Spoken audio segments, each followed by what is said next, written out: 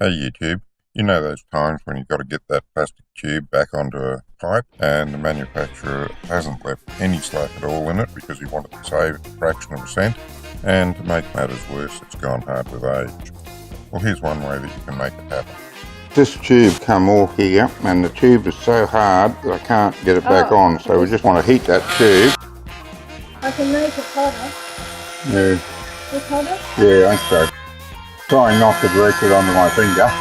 Is that alright?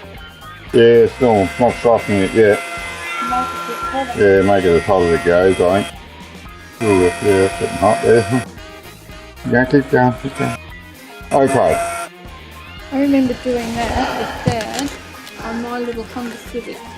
There was a piece that big that had to go from there to there. And I had to pick the kids up at 3 o'clock. He had to leave to go to work at 2:30. Oh my God, do you think we could get it on? And Dad said, oh, and we were there for an hour. Just put some down there, just try and direct it just below where it's already on. And he said, oh, I gotta go, I gotta get ready for work. And I kept working on it and I got it on. Yeah, you're clever. I couldn't drive home. Try that. It might be as far as she's going to go, I think. Let's get a pair of pliers to help me here.